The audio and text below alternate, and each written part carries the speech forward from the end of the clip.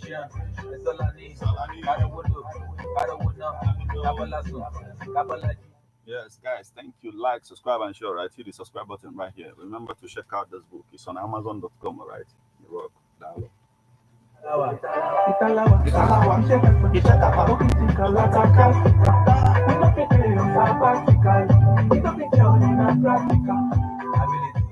Agility, that was it.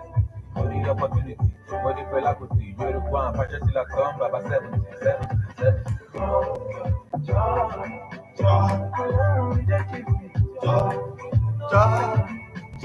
Why not show me the details?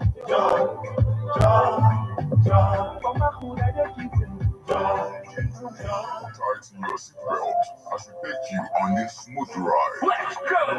It's the morning drive on 103.5 Ebola DFM, keeping your morning engaging as we take you through the smoothest ride on radio. From 7 a.m. to 9:30 a.m. Getting your morning inspired, be informed, let's interact only on the morning drive. Make it a date with Martin Efanshuku, aka Meta. And Tracy F.E. Emenari, aka Classy. From Monday to Friday, from 7 a.m. to 9:30 a.m. On the morning drive.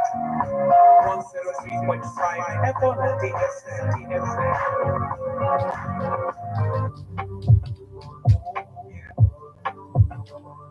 I know you hear it all the time, but this is history right here.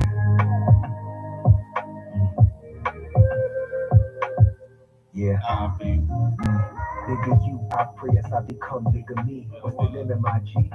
Infinity. Many steps to take, but when you're a centipede, many feats feel accomplished, letting the spirit lead. It's me and God's son in the track, the Trinity. Stay sharp, go for the next, the guillotine. Stay dark while the bigger picture's developing. Cause every ring has the condition that you begin. Exhale and set sail, the great traveler. One shot, I got Nas, the same caliber. Hit by dough like, yo, what up, man? Above us, just like Canada. This is for the kid within listening. People will have talent, have discipline. My vision, it gets bigger with time. If I ever rest it, I give you mountains to climb. You know this is when I lay me down. The big Baba make a day bigger. When I got bigger, progress got bigger. Money and fame is sweet and bitter. Strings they attached to ram like guitar. But we they run the streets like cheetah. My dreams got bigger and I'm just getting bigger. Yeah. Number one. Everybody ready know when you number one. No go love by it, no by law. Number one. Everybody know when you number one. No go love by it, no by law. Number one. There's no draining of the swamp. My trajectory gonna be different from the start. I'm an alligator salivating at your heart, leaving teeth marks in your soul. A la carte. My street smarts on cold. Watch the plot unfold. Get stronger every day. So come my next break, Sean. Zionism, Khalil Gibranism, the horror like Brando. Apocalypse now, Jarvis, you understand it. Showing grief substantial like Ryan Leaf, the paying man, and it's a drastic.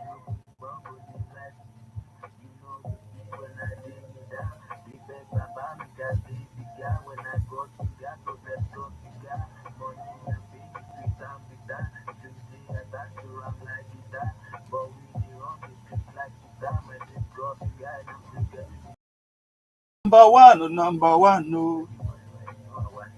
one, no. Yes, it's a beautiful day, the 15th day of April 2024, and we are falling into a new week. You have to go. It's a good day to sing a new song to the King of Kings and Lord of Lords who make it possible for us to see this day. And this is how we ball into this particular edition of Birthday Splash. They're born at the 103.5 FM.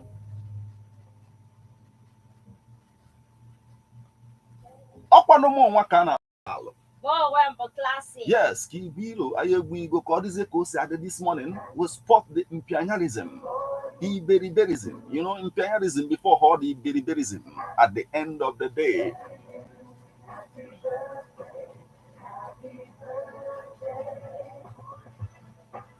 And this is also time when we get to celebrate Ndike celebrated today. You know, it's a time when we get to celebrate the birthday of the people who are celebrating today.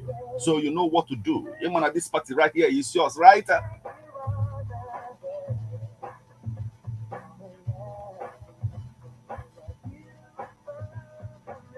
So get involved, send SMS or WhatsApp messages on 08096661035. You become part of the celebration right now.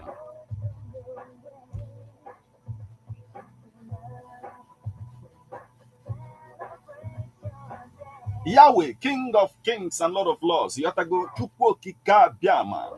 New every morning is the Lord. Yes, He's new every day. On a very good day that we've seen this day. None of the sun gonna shine. Yotago, we are in this day. Only the possible for us. Yesterday, a lot of things over time. And one day, you know, these ogo ndị a na-akpọ ndị baga na ndị ndị chege ụmụ ife niile a lot of lives was lost yesterday as well, but you and I, we are still here today. The Lord made it possible for us. So I ga na-egbuchali ya na-asị ya papa nekwe ya chochoi mpa yotago anyị egbuchakwa nke this week ọ bụla obele ife nke today because onwere anyị gbuchali ya ka ọ dị enough.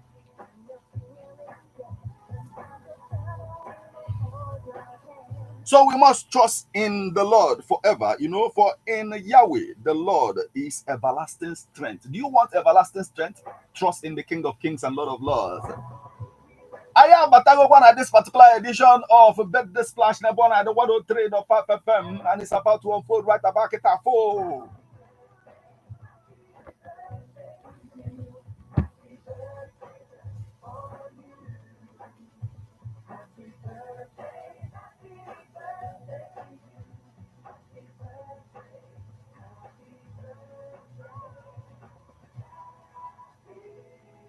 On Waleba Ozu over the weekend. Maddening another neighbor, only with a lot of people. I'm not at one man pull door. Or Bogote Yotago with suit or you go. This is not suit. Yotago not just like boy a suit. This is cocoa. Nisio. Oh, where you look, chew, oyi, Ozwa Bataleba and a bapa, the mother be on Mobamo. On your one jacket, if an atoki, or to park and a chua. On your July, you can't talk again and one web and a bapa. Yeah, I told on I and a shoe, Mobapu among Kiatu. On your I met Tokia Gauss in the good shoe. The capusu was so obvious. The thing with the basis so much. Now some people be put the man where saying what that kiss go you look pony, you look force. Need a distract and then about. Can I say the man upon you know with a good also down Macamai Mr. You were there back on do an ass and poilo. And what go call yesterday? I could call Otipoju. And I called because I did this morning so that but Yotago will make sense of it all this morning. Right about it, folk. I celebrate to Golden Deacon celebrate it today. Makenwe, a lot of them, and we'll get into it right about now. Today is the birthday of Henry IV of England, born April 15th, 1367. He is the King of England and Lord of Ireland. So we celebrate him this morning. Happy birthday. Yes, it's posthumous, but we have to do that. You know, Maka, this is greatness.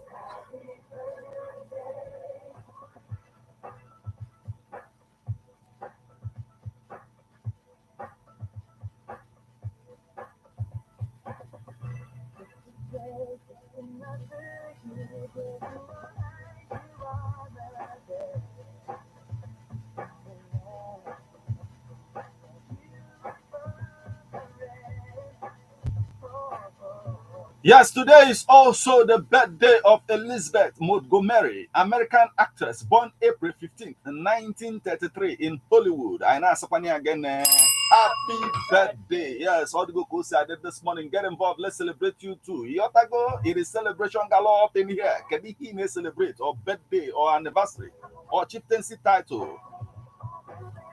I'm gonna not even Remembrance Day of celebrate like Nina remember to do some of the people na go no over time, you know, but in a celebrate anniversary of all of that. We are here to celebrate with you right about it up.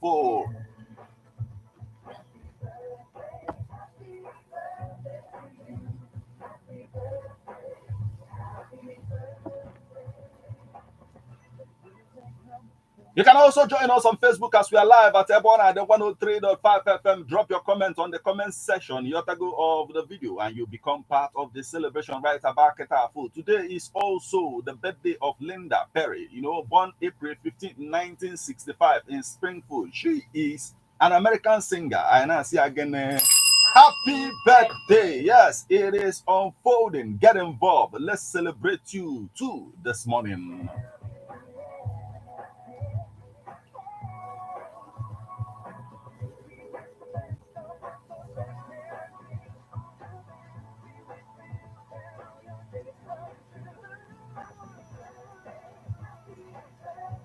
Yes, today is also the birthday of Henry James, American novelist, short story author. He was born April 15th, 1843 in New York City. My name is I celebrate today and not I will say again, happy birthday. Yes, get involved. Can I celebrate to Kwanoge? Open a mother one and Kem Mado. Chineke, we make on a very good day. That's how you tap blessings on a very good day. Careful, Yabumoto, Okwe no Kopo, EJBD, Akabelonia, Belesana Chineke, Dugi, Mota Mambukwanoge, Kina Belia, Ebelanina, Kena Chineko, Tis in the Ponyanka, Nyakuomun Kemu on a very good day. So get involved. Let's celebrate that person. Not Obegi. Celebrate that person. You have to go ahead and street, Celebrate Pano your neighbor, who said this morning, birthday, chieftaincy, Kedefabo. We are here to celebrate with you.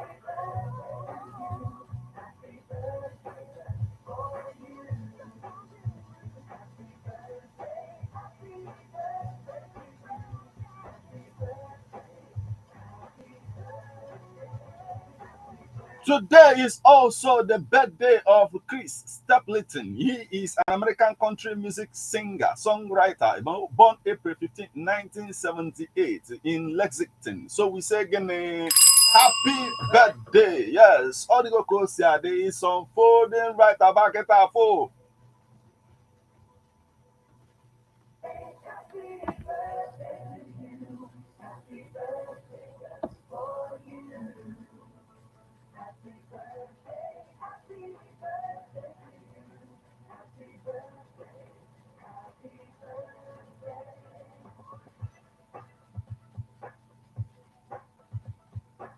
If I na phone, I have a tabago na jaka celebrate and can celebrate this morning. Over the weekend, no kweba na papozwa, go belang man and katango kadova na box. Man of God, and they preach na kusu, you're talking a lot of things. Oh, the other one, hot tiny phenomenon, or the first time on a kweba and memberia. Yato no say mama nuclear, mama, what is happening? Why is the man in the box? Mama say the man is in a better place. Or say, he's in a better place. So where was he before? Can a box on before? Or when a boss on call on Yaketa with the better place. Okay, the boss on Obonia before and all of that. You man na sang malap ko na makake kuwe father. Yata ko kay bebele na ani yung mother. The man na kusukana, the man of God na kusine ku a lot of things. Kan the mother chihali ang malo. Nung go belang waton ko siya mama, kedi the man na bazelo numba. Oh no mamelia. Anyway, all the go ko siya de. It is unfolding.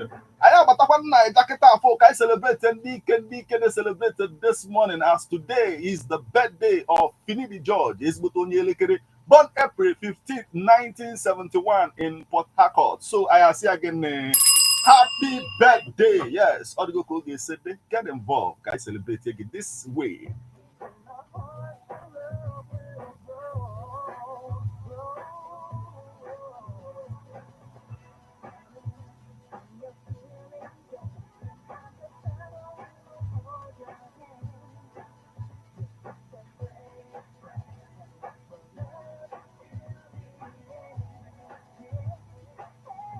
Yes, today is the birthday of Alex Crawford. He's a British journalist. Manonya Jacob on a very good day, born April 15, 1963 in Nigeria. And I say again in Ototwa, happy birthday. Yes, Odogoko Sadio. We need to celebrate too. Kaya Betano no Kai celebrate again right now.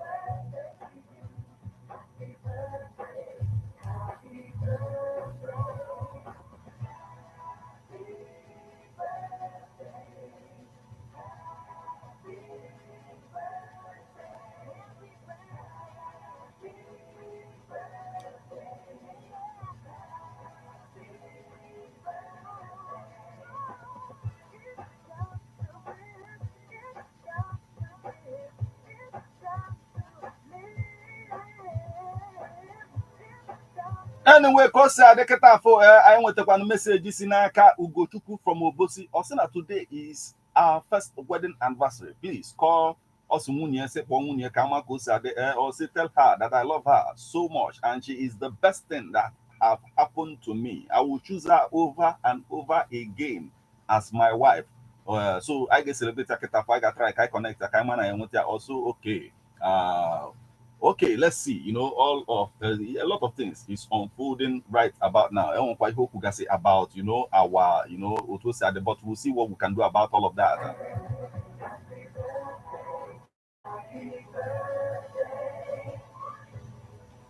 Yes, Ugochukwu, anyị na-ekpezi ekpere n'isi gị na nwunye gị na-asị na Chineke ga-agọzi unu yọtago otu a nke a bụ the first wedding anniversary unu ga-ebi ka nka mụtasị ụmụ yọtago ọhịa anyị na-ekpe n'isi gị n'aha Jizọs amen. Anyị na-ekpekwa maka gbagam bụ hiti yọtago because na anyị ma na ihe na-efuelu ụmụ ife niile a yọtago wedding on all of that marriage n'isi onwe ya wee bụrụ ihe gbasara gbagam anyị na-asị gbagam in your account right about kịta afọ yọtago n'aha Jizọs amen. Ọ dịgo ka onye esi dị.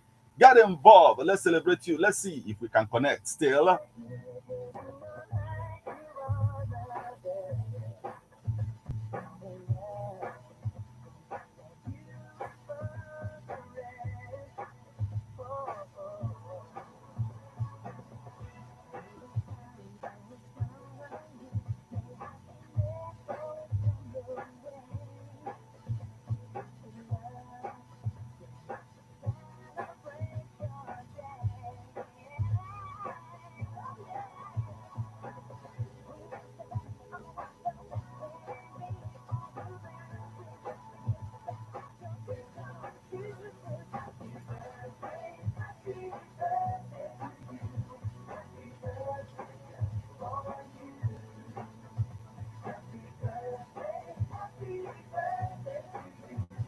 Hello.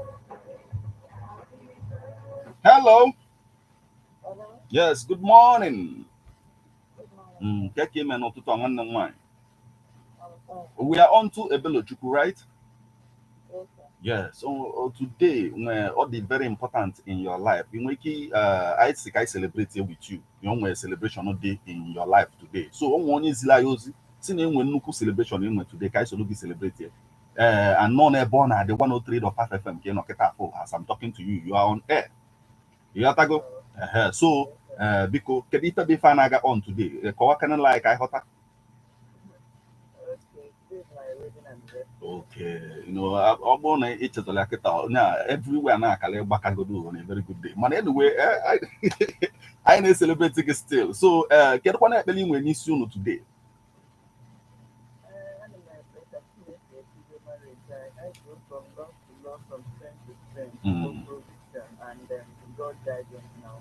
Okay. So, Ogasina, Niagi choose you over and over again, over any, any bottle or anybody anywhere on a very good day. No, go call mapa. So, can you mapa ne go gaketafo?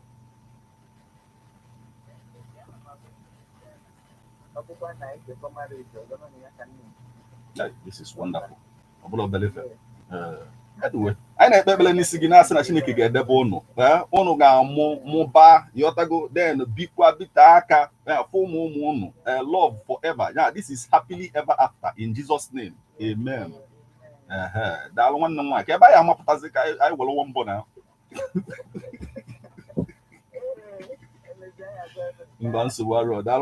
thank you so much. Yes, it is celebration galore up in here, and we have a lot of people to celebrate before I get into the business, of spotting the imperialism.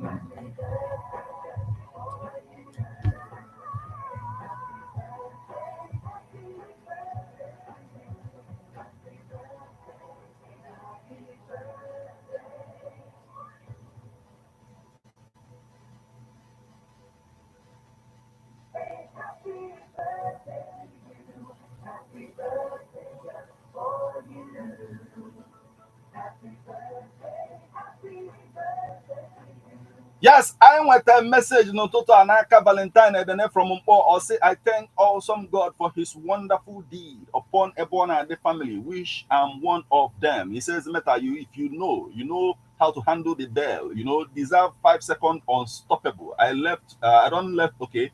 He won't leave anybody to ring the bell for classic. Anyway, Kaimaze posted this morning. Bagam Kini in account. My brother.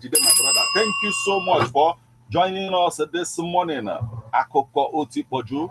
Right back at our phone. Let me tell you that today is also the birthday of Anthony Obinna. He is the first convert to the Church of Jesus Christ of Latter-day Saints in Nigeria, born April 15th. 1928. You have to go if a record. So we celebrate this morning.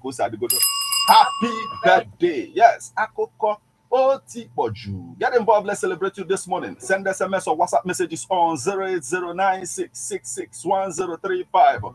Join us on Facebook as we are live at Ebona, the 103.5 FM. Drop your comment on the comment section of the live video right there. And it's celebration galore up in here.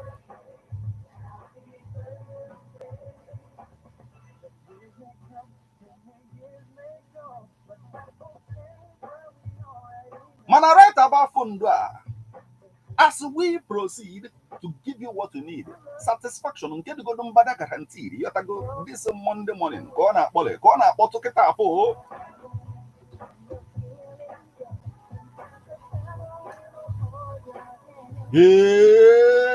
It's time. Let's get ready to rumble. Akoko Oti Boju. Oh, Keleklo Makana Buno na call over the weekend. Because all the Asia Mwake Colono, a compile anyway, Ndoli Bianabono, Mpono, you have to go with every minute, Tiana, 1 minute, now stay up, what to buy, what to go to Kucho, Yobanadia, and what to go Kusade. It's unfolding right back at that. Akoko Aijima Batano Tota Pose, and we'll get into it. Kaida said, yeah, you have to go Kaimazeko Sade Nototua. Akoko Oti Boju. We have a lot to talk about. As the Bible says, we're line at the end. Like a lot of things. Nanega Chubama, Nwaga Chuban, Naga Chuanabama, Nwana Tunapan, on a very good day. If I na keep as well. Ọbụlụ na o nwere obodo Abatalonia, nke anụ ame na Osun State. Ọbụlụ na akpụ ukwu akpụ bụ ihe na-ese. Akpụ ka eji maka ya wee gbuo mmadụ na Osun State.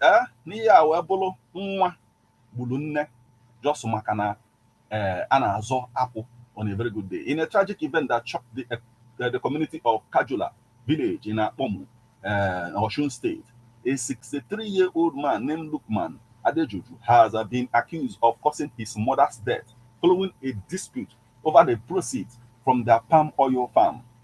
Ọkwa ya bụ iburu baa na ime afịa on a very good day. Ndị middlemen a na-ekwe gas ọsọ 2,000 na nwunye na-ekwe karị 3,000 ụmụ ihe niile on a very good day ka eji maka ya wee gbuo mmadụ ya maka na amakwa na ọ bụ ego on a very good day mana kedu ihe ga-emegidezi nwa ya eji wee gbuzi nne ya just maka na a na-azụ akpụ. Said the two of them were involved in a heated argument concerning who had the right to collect the money from their palm oil sales. The laborer who brought the proceeds from the farm reportedly triggered the disagreement, and Minat insisted that she was entitled to the money, a claim her son disputed. The argument escalated, leading to Lukman to allegedly push his mother in a moment of rage, resulting in her death. Anyway, kind of going to him. Well, akụkọ a dị onwere otu ọ dị because na nne na nwa na-azọ ego akwụ which is na akwụ ha and onye na-asị na ọya maka kwesịrị iwere ego ewetara ha n'akwụ mgbe ya na-ekwu na ọya kwesịrị iwere nwa ya na-ekwu na ọya kwesịrị iwere ya bụ ego and ebe ịdata ha na-abụbụ nne na nwa ego akwụ ekwesịkwa n'iselụfa okwu o kwesịrị iselụfa okwu ọ bụrụ na agree onye ga-ewere dị ego like okay ka onye awere the whole money they can share it ịghọta being that na ha bụ nne na nwa ọ bụrụ ka ha ga-eji wee banye to argument to an extent na amụ ya wapụchuziri mama ya o wee da wee bụrụ onye nwụrụ anwụ because na most times a na-ekwu ihe anụwa ekwesịrị ka iwe ya na-ekwu na iwe mere ya ji wee puchu na ya echebara ipushi igbu egwu because no ihe anya na-ekwu na chọrọ igbu egwu mana ya mụrụ ọzọ ka o ji wee ruo na because na iwerụrụ anyị iwe wee atịwa iwe ahụ dị gị na obi ụnyaahụ ihe ọzọ ọ ga-apụtara gị na most time ọ naghị apụ ezigbo ife nke a bụ a good example because o weziri iwe a wee pushi mama ya wee da wee bụrụzie onye nwụrụ anwụ o wee na-akọwa na ọkwanụ ego akwụ bụ ife na-eso because ọnwa nwadịzi ndụ na-akọwazi ife bụ the whole ihe niile n'ebe ahụ so ọ bụrụkwa ihe nwaanyị na-ekwu all the time na enwere ways a ga-esi wee na-edozi okwu no matter ụdị okwu yes especially obe n'ihe gbasara family even anybody for that matter sef ekwesịrị ka eji nwayọọ wetuo obi wee dozie ya because na edozi ka mma karịa iwere iwe wee atịwa mgbe ọ bụ na ifile that na emejọ gị ọ bụrụ ga-solve a problem instead o butere gị anọda okwu ime like ọkwa anyway ọ dịgo ka onye sibe ihe sọ mmadụ na amamiya na-ekwu ka ezi nke bụ ije metụ aka na arụ na very good day ịdị iwe sọrọ ya na-enwe gị ihe nwa nke bụ imetụzi mama gị aka sị na ịkwali aka anyway ọ dịgo ka onye sibe ihe ọtago eketa afọ as I'm talking to you aka na-aba ahụ ogokwana ya ofu aka ọ nọkwa di ya na-enwe remorse ọ na-ewutieri nne ịghọtago na iwe take is over him and the end of the day o nwere remorse mana ka ya emekwa the law I take due course at the end of the day ịbatazie n'ụtụtụ a ịgwa anyị filo n'ihe niile akụsi ahụ right aba kịta afọ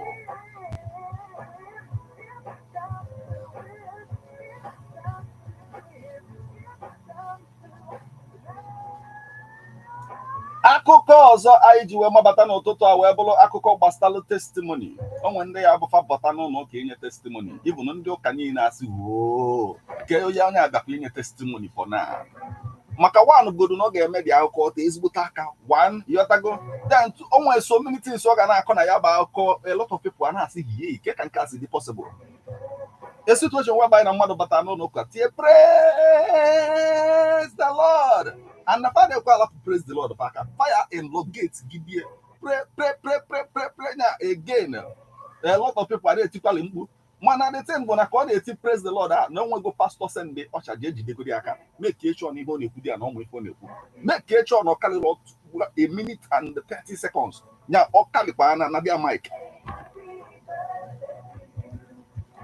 so onwe one sister bata n'ụlọ ụka wee na-ekwu okwu na-akọwa ka o si adị ọkọgide na ya ji wee mee garị ya eri all of a sudden ya tii garị ya wepụtazie garị tii n'ofe and all of that ya wepụ bottle somewhere just pieces of bottle ka ọ dị yọtago n'enu efela and all of that o wee sị Chineke daalụ yọtago a lot of things ọ ga na-akọ mana ọ na-akọzi ihe niile ọ na-akọ na-ekwu ya bụ okwu pastọ onwe nke o kwuzi pastọ sị mba na nke a bụ asị janatia Mike and ka ejazi natia Mike ọ na-emeri good day yọtago because ọ nwere ihe mmadụ ga-ekwu common sense agwanụ gị mba na ihe adịrọpọ ka ihe ọ na-akọ ife ahụ very good day ihe na-ekogodo ndị mmadụ na ada moment a asịsị janatia Mike na ọ ga-viral on social media onye ọbụla na-ajụzi nna ka ihe dị sister committee kwa mere eji wee site na tia Mike ọ dị very good day ka ihe dị testimony bụ nke a yọtago so nke a kwara dunamis ka ọ nọ na-eme ịghọtago ọkwa pastọ Paul Enenche si je nata nwaanyị a Mike na ọsị a na-asị na pulpit ka ịdị ife bụ ife a ka mmadụ ga-esi ka obi si n'ụlọ muvuo bịaba n'ụlọ ụka esi asị na ihe na-aka ọsị agwa a lot of people na-adị envious of ndị ọzọ na-enye testimony ya nwekwa ike o nwere na reasonable testimony ọ ga-enye mana ọ dịzị ya ka mma amara ọ na-akazi m enye testimony n'ụlọ ụka mma amara m ga-egosi mma amara na mụ nwee testimony nke m ọ dị very good ọ ya ka nwaanyị agbapụta wee kọbazie ka ihe si mee in order to contend with mma amara pastor sisi je na tia Mike anyway ọ dịgo ka onye si dị nwanne m nwaanyị ka ihe nwee kwu na aka wee na-aga n'iru steeti akụkọ nke atọkọla ọchị o because aghọtara ka mmadụ ga-esi wee bịa na ụlọ ụka si na chọrọ ka ya shie testimony ya ka ọ kọwazikwa anọratin altogether to an extent that na pastọ na ndị ebe ahụ chọpụtara na ihe abụrụzikwa ihe eziokwu ka a na-ekwu n'okwu dị na ya bụ I think maybe nọ ihe menu no feel like na ya nyenụrụ testimony n'ụlọ ụka ahụ ndị ekele ka ya bịagodi no matter anything ihe ọbụla o nwere ike ịkọ ka ọkọ ka ọ bụrụ testimony nke ọ bụrụ na otu ahụ ka ọ na-eto na-abịa ọ dịzie ka ọsọsọ onye nwata aka ndị afịa na-ajọ ka ife niile eme nna ahịa ndị mmadụ na-esi testimony n'ụka sọsọ onye nwa nọdụ ana n'oche ọ manye testimony nke ya anyway in order to contend with mma amara our sister Natia Mike the first thing the pastor Natalia Mike kwuru bụ biko ịbịa bụ inye testimony mara ịdị aka ị na-aka ebe a echibegoro ndị ụka warning maka ịdị testimony a na-enye si ngwa sister go back to your seat go back or say I've not finished I said go back to your seat yo ka ịdị before a very good day anyway ịbata n'ụtụtụ a ịgwa anyị filo n'ihe niile a ka o si ahụ fon right about kịta afọ ma ndị na-enye ịdị testimony a ka isi enye ịdị nke a ọ dị very good day maka mmadụ nwekwa ike na plan ọ na-ebe ka ị makwa na pastor nwekwa ike isi gị go back to your seat. Ọ bụ ibi nke mmadụ ga-enye sef asị, in fact, don't go back to your seat or ya go back home. Go, leave the church kịta ka anyị manifest. All the go-go's that they get involved, let's celebrate you. You have to go send the SMS or WhatsApp messages on 00966611035 or join us on Facebook as we are live at Ebona the 103.5 FM. Drop your comments on the comment section of the live video right there. You have to go.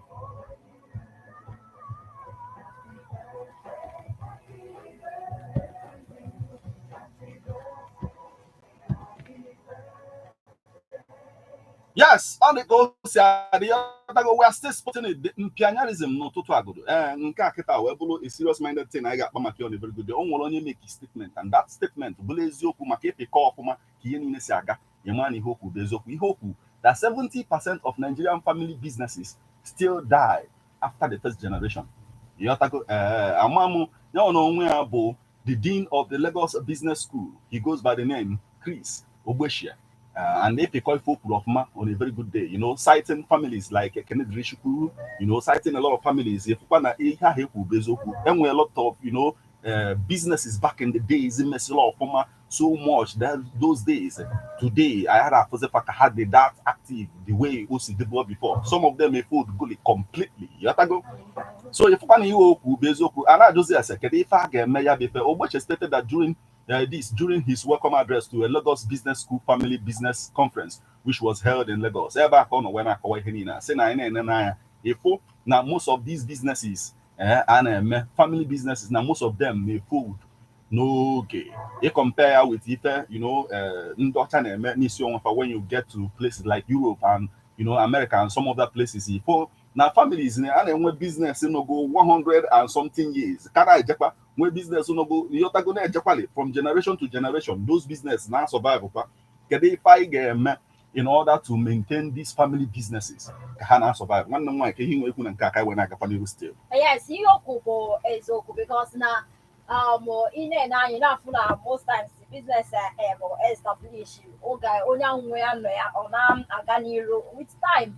Maybe on Russia, if you are not to say, if you outside Nigeria, how many years business in one particular one, and that's going to go for years. How come? Establish and the generations and now we are no more need to go there.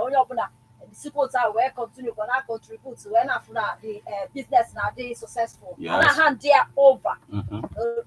Oriented to that now I had the business now hand to go over. When I am a follow my hand to go over when I can even uncanny or not the cover law or most times you cannot really say yeah or they are doing that, but I think I'll go for the children need to that they were interested in they continue with their business. Maybe if they feel like establish their own how square bag will make where their own money, build about their own life. So I think I feel like Obona game what I get made so next step that's now in your children are your business and I could see where continue with it.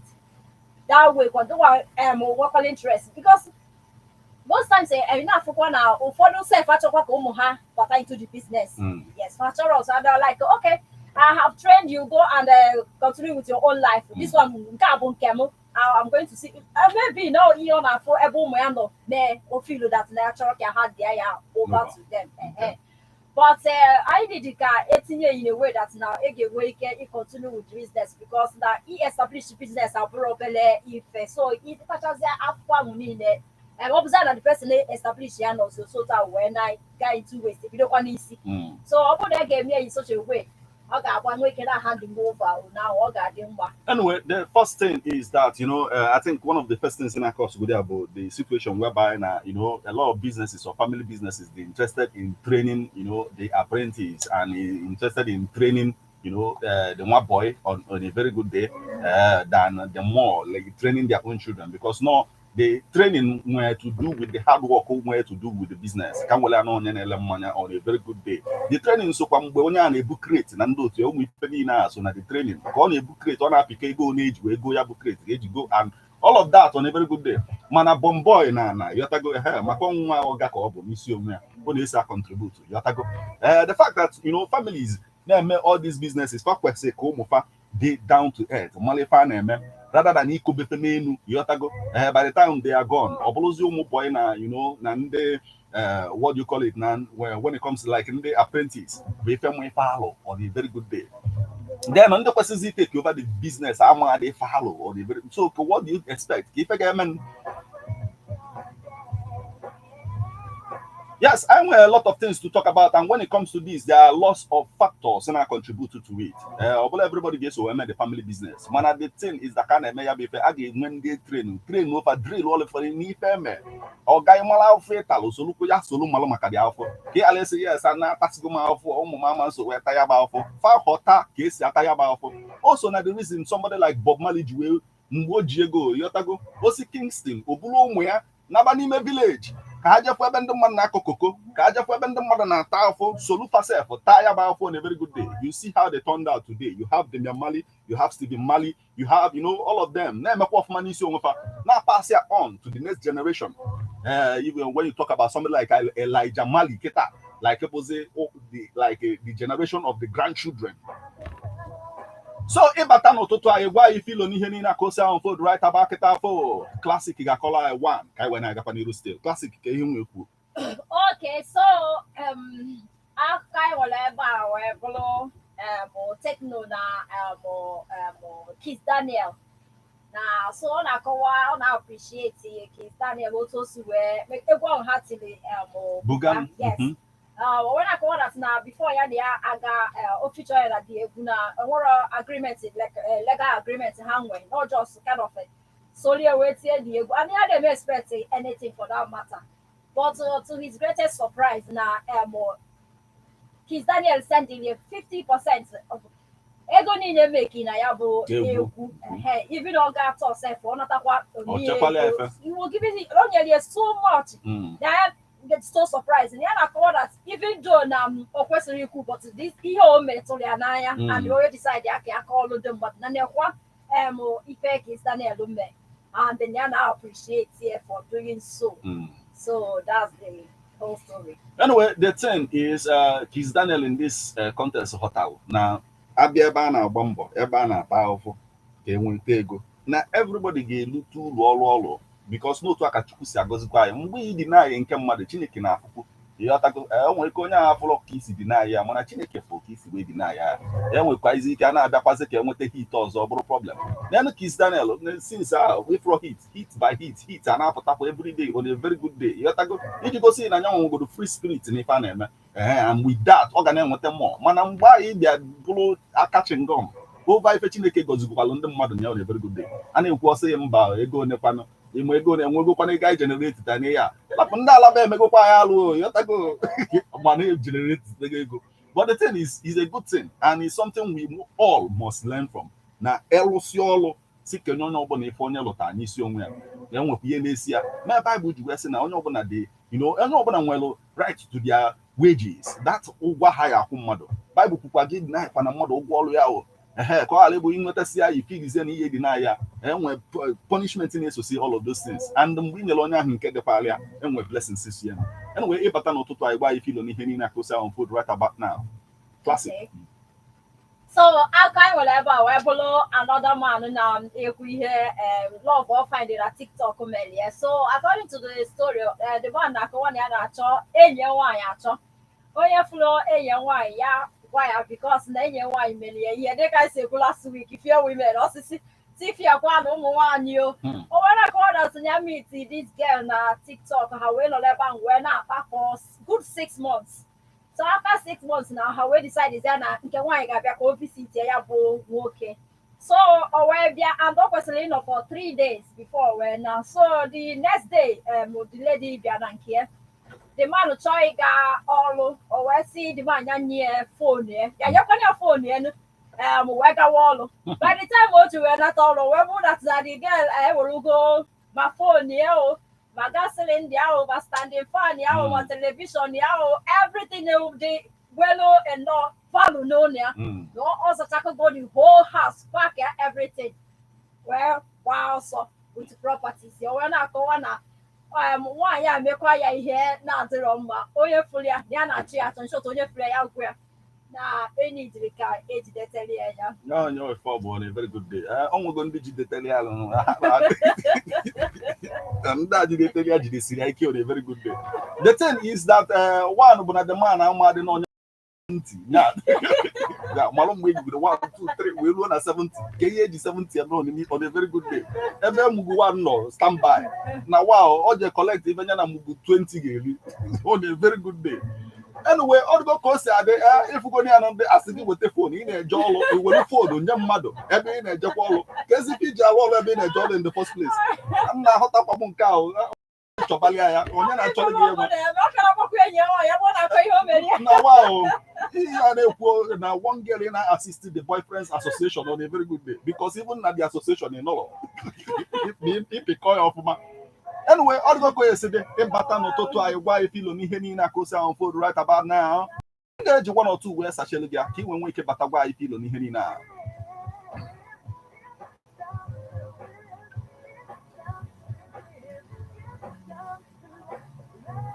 Yes, it's good to be good, or just because you have to go. And when the way they live their life is, by the principles and values of if like some akukona de acquire some things in that law. And akukona de acquire some things in that law. And when their own is, ISO, Machiavellian, principles. ISO that principle of it mean malotis make you will get here to the to the peak of your career. Because of that, family treating mother of man. If you find affordable life as a game, as a chess game, I'm wake up mother. If one has only got upon I get use. Even when they claim, yeah, oh my friend and all of that, they are just looking for a way to use this person to step to another level. So now they play out. A situation whereby now we can see at the end of the day, if friends through on social media, they do a lot of things. He was my guy, he was my friend, I remember how we used to hang out and I could go on a very good day. Keep some people now and how anything based on the paper over time. A lot of people say it's an email again, not your friend and the one naked now one Angelo Courier, you're an actress, one are the very outspoken, and Opotan keep Baza, when you cook Bastali female junior pope. When I call on the mother, now one of the things again, Nazubi Michael, as according to people, as no now best man junior pope and woman wedding. Now, one of the reasons get men on Potamuketa, you have to go anything on social media, and we share well and all of that. But to see where treating the mother. Now the industry or accuse Zubi Michael of taking advantage of people, even friendship on and with people, no by Gojidia we step on those we get that we need to get to. Or see make us or see they know born and well to post Junior Pope. He know why he is Nollywood knows his story with Junior Pope. He said he'll be fighting everybody because he wants to be #1 in Nollywood. He said, mind you, Junior Pope now Zubi. He was trying to say that no Junior Pope self for battalion at the industry. No Junior Pope will be in a koala at the industry. But today, no man because now only any good thing only to say because no a lot of people got joy how far you look at female your said you look at one cause and all of that. So so I am when I say that it is good to be good. One we expect him to also respond to some of the things and at the end of the day. But either be like this. I gotta be very careful the way we treat each other. I personally treat each other very well and keep as well. Or the kind of I mean, as black people, as Africans, we should learn how to support each other. And actually, always a corner as that, when the more money and I don't know when on board and look at him. Onye nwa kwuru okwu wee sị kedu ife imelu mgbe mbụ applicant when I was applicant inwe ife imemu anyway olugo mgbe o ji elu ị ga-abatazi kịta ka itile anya ọnụ n'okwu the numbers you call and then you become part of the conversation remains 07034459334 07045592210. Let's hear from you right about now. Hello. Hello, Peter. Yes, good morning my brother. Keke me n'ụtụtụ a. No, nego ya jide non dey go first time. No. Don't worry, sir. Okay, ọ na ọkpọla enye gị change gị ka anyị na-apịlị akịta ọ chọrọ enye gị dị change ka efe na-eme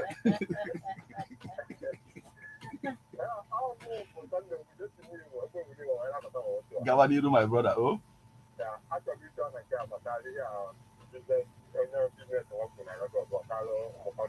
yes okay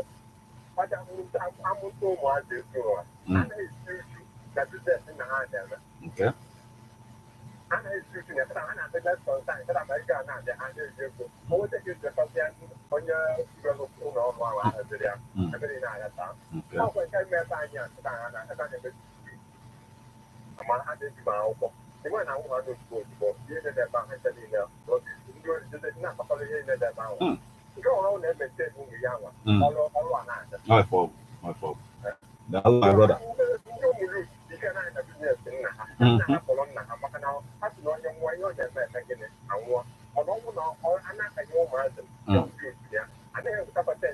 yes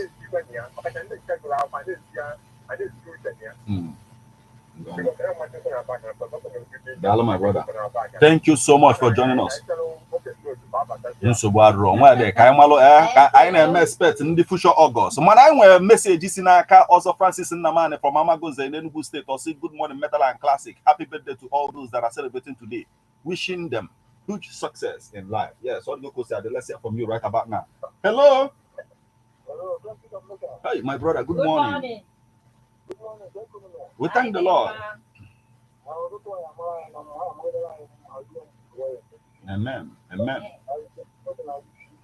Amen. He said, yeah, so no, my brother. No, where did my brother? No, Gabadiru.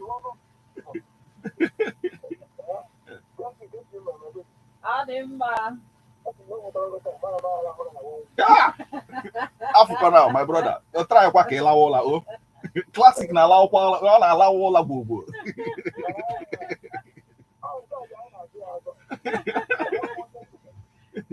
So what is that again? Be support Gabani Rusa oh.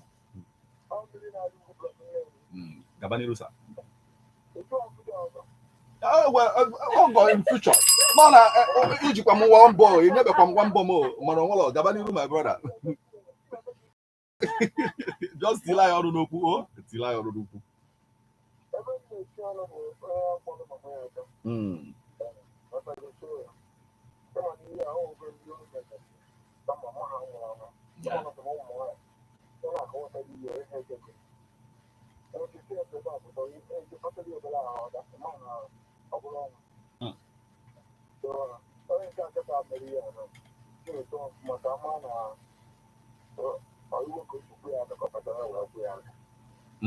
Nyanwa kọwa no iwe no me mistake okwu no iwe mana ọ na regret ife ni no me kita nyata ọ ya bụ ihe sọ nke na mama gị na-ekwu no ọmalụ tu nke ịkwaba imetụ aka kata ma si ebe apụọ kata ma isi ebe apụọ jebela onwe daalụ my brother oh man thank you so much well, thank you so much for joining us this morning. We have this message. This one is coming from I think this is coming from the youngest Frayo from Unkole Naka, and it says, good morning, Sam Metal and Classic. It's me, the youngest Frayo from Unkole Naka. Though network is disturbing me, but I'm with you guys. Okay, thank you so much for joining us. And today, my brother. Now we have this message that says a lot of family business dies after the fourth generation is true, and most of the white men allow anyone, even external body, to head their company because of racism. And it says greed and nepotism that the scene that crush many companies in Nigeria. Let Nigeria read about Guinness and DHL. it will help us. Valentine Edene from Upo, thank you so much for joining us this morning. Let's hear from you right about now. Hello. Hey, Okogo. In future, Nakuya my brother. No. You know good of my brother. No, all just offers my one book. Keka is my one book, my brother.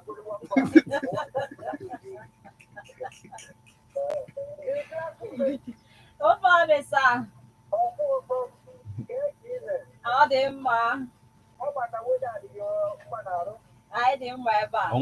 My brother, you are going to when you're the radio. It was I again a visa. Okay, Gabaniru. Oh, yes, no. I forbo. I forbo. Oh, one yes, some more jogging. Oh, one yes, some more jogging. He a jockey cage in this year. He a jockey cage. So, my brother. Zila, I don't know who. Oh, Gabaniru.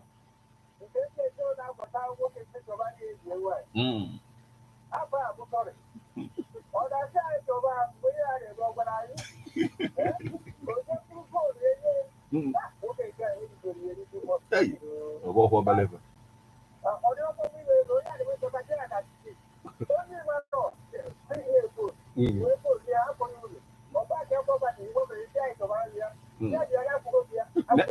If I get me, when I have 1 year classic, see on your phone, and so bad.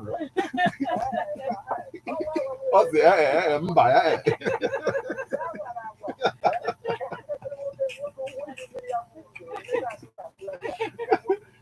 Hello, my brother.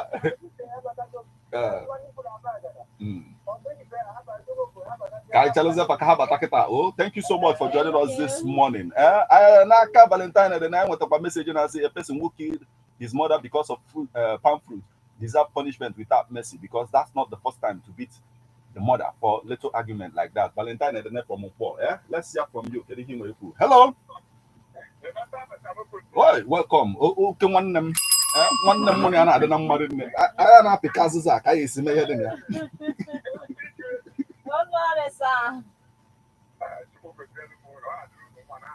Amen.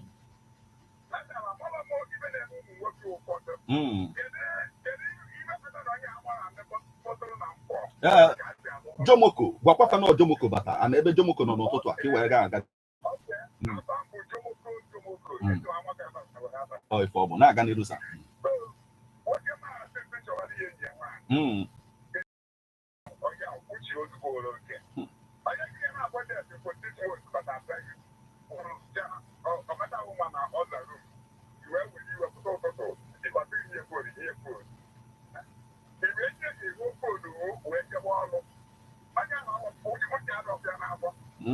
Oh, why call the influence of Ife magazine as the other room could you any ayabu phone?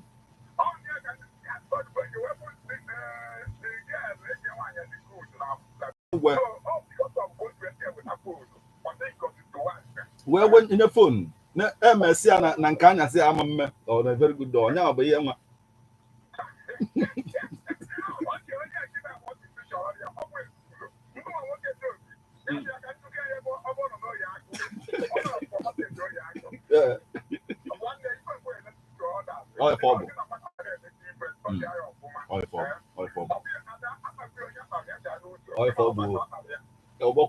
Hello, my brother. Thank you so much for joining us this morning, Jumoko.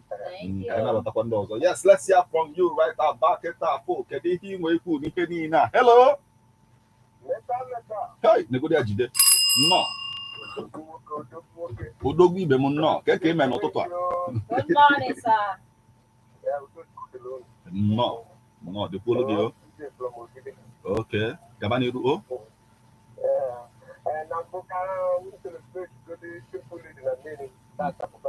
Yeah. Kere beli wenisia.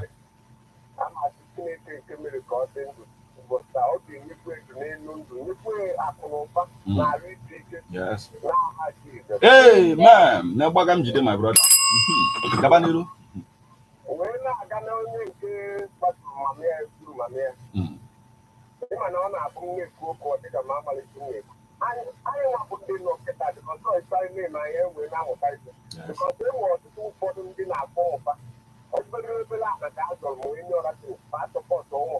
and it's just going to walk. All the things that I feel bad. Let me talk you guys. So nothing in me about it. Never tell off that door or home. Yeah, not even the tell before. Hello, my brother. Thank you so much for joining us this morning. Let's hear from you. Hello. Hey, good my brother. No, morning.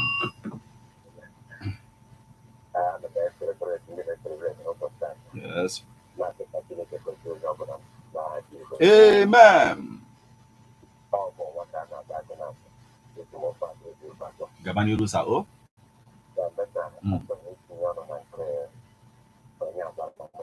Yes.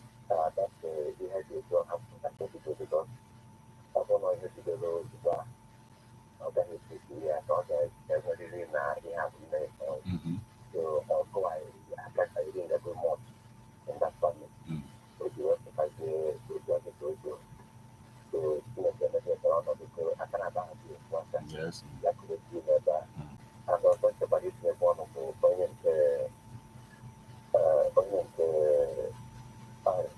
My brother. Mandalo, thank you so much for joining us this morning. Now, I want a message in Aka Esther from Ifitedunu. Always say good morning, metal and classic lady. I'm wishing all the celebrants a happy birthday. I'm able to use this medium to pray for the soul of Junior Hope to rest in peace. Esther from Ifitedunu. Dalo, thank you so much for joining us this morning. Let's hear from you right about now. Hello. Good morning, one on Mike. I came in on tutor.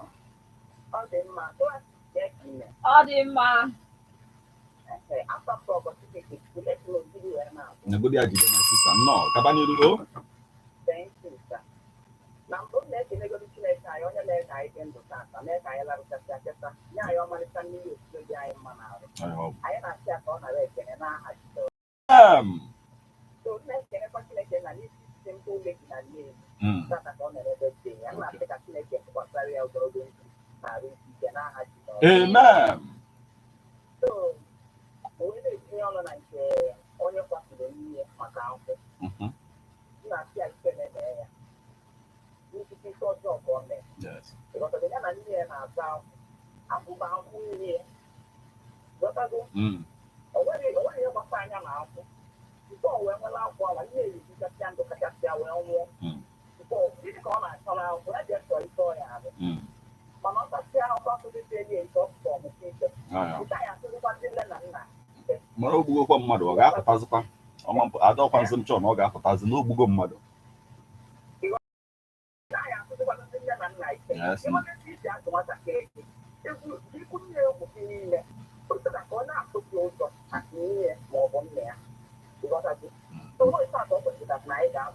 No, you are.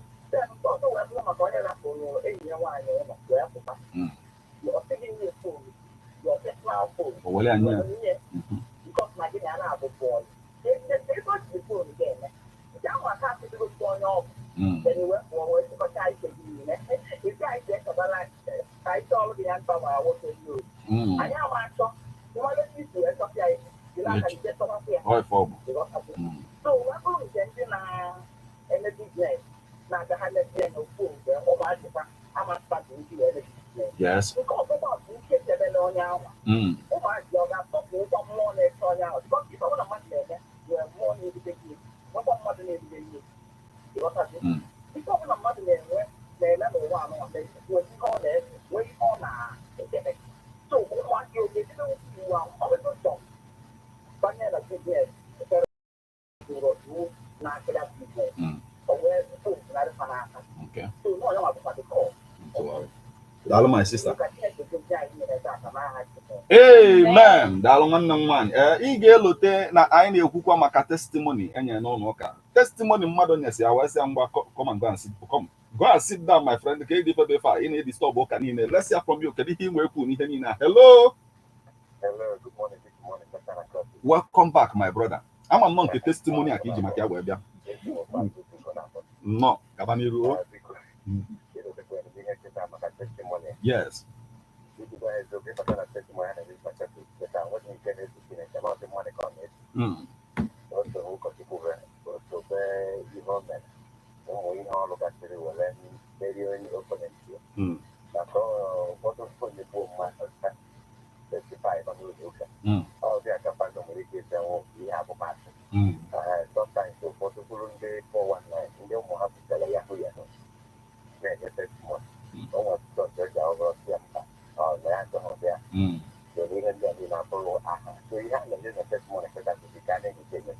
Oman desikwa mma na asị enye na testimony nke a wee na-asịkwa ya ngwa so seed maka ife at the end of the day ọ dị mma.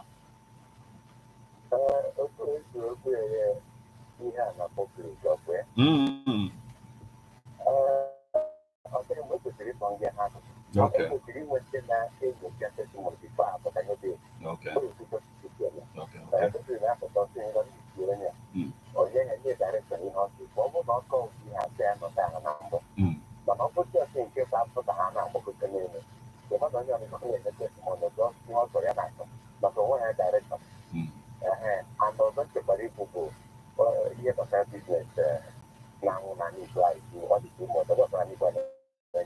Yes.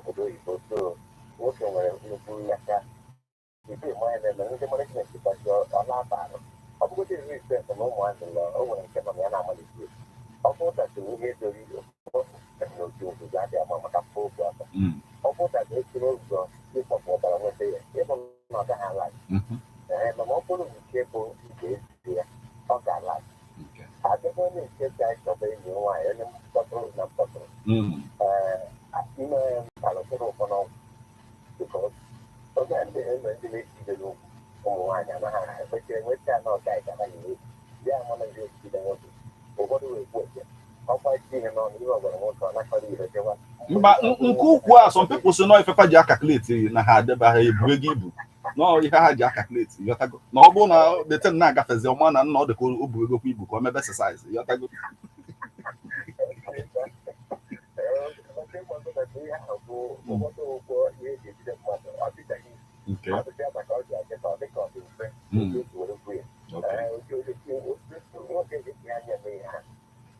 Na ihe menụ bụ na emeli okokoko n'anyasị wee sị ngwa nye m fonu wee weta the phone no ife menụ okokoko a n'anyasị.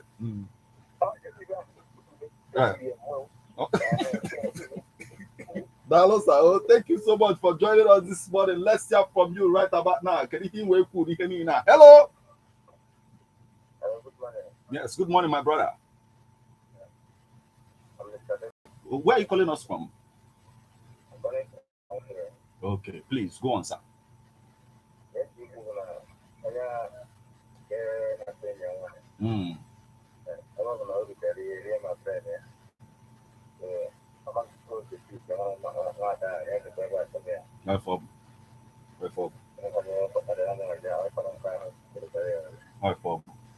Like ọ bụrụ na street unu na-aka this man gata wesi biko ka ụzọ esi wee gebe ya ndị nwe ike direct osikwa mkwere na chi ya building materials of ya. Dalo, my brother, thank you so much for joining us this morning. Let's hear from you. Can you hear me? Hello. Hey, my brother, go no. You know, go off, my brother. Welcome. Come now, what go do?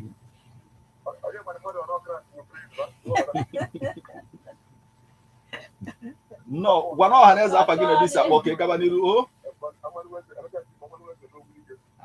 No, Kabaniru sa oh.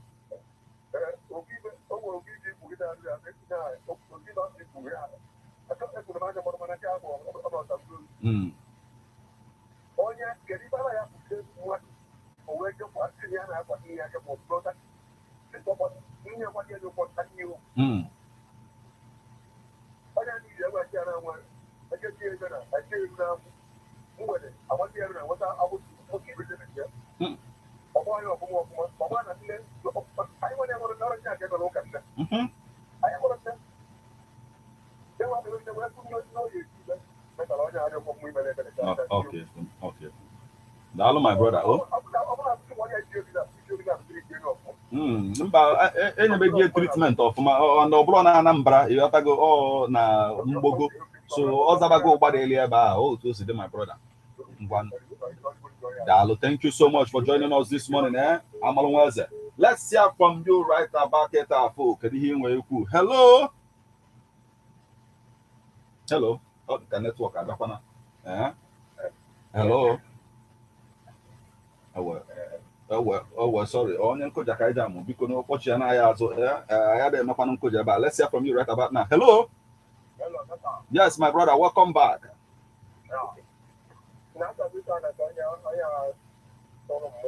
Lotokwala Haneza Fake Kabanirusa.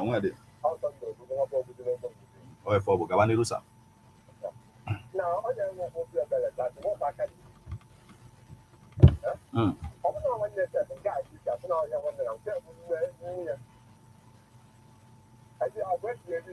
Oh, you're born. I can't hold you, Faka. Yeah, kiri off ma.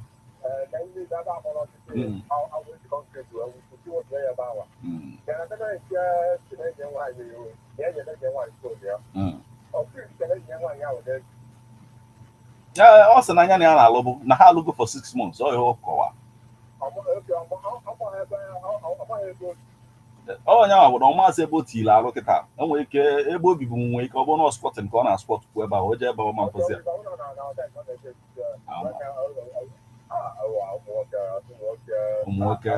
Nya okokoko eme the man dem nya all the too bad. Eme li okokoko. Hey, obolo belefe. Dalo, my brother.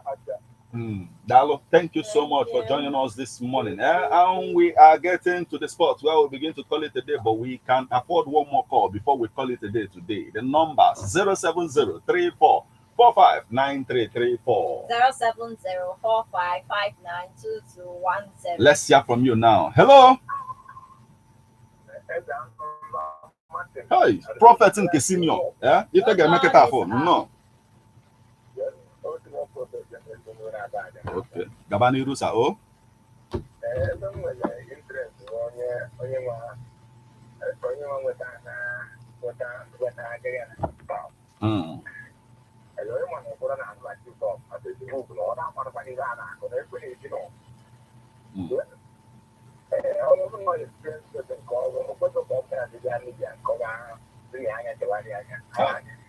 Because no on my bed they fall for self or for bed they self. On my bed they follow. Hey, or Mali Evangelina and Jamadu on a very good day.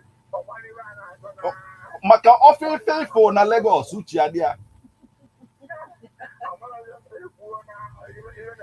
If I can come, my brother, yeah? Don't worry. I check out here, Dalo. Thank you so much for joining us this morning. The man in the back one day book Selefia. Madam one day book if you book and Kebun Boko Kebuko. One day KG, Fetchamo to do their things. Then what go cause a lot of things happening. And when we've gotten to the spot where we begin to call it a day on this particular edition of Bet the Splash, never on a day. 103.5 FM. You have to go Iman Kone say the weekdays in the morning, 8:20. We'll be doing in Yakotuba session. Everybody on our spot to the pianism. You have to go before Hoy deliverism. Up no more one kind of metal. Classic. Yes, Mantezakana, Chaka we here now. I didn't make Osime. But remember to join me this evening by in the afternoon by 3 o'clock p.m. when we have our political views on Ebona, the 103.5 FM. Till we meet again, I never believe Jesus. Amen. Till we meet again, shalom.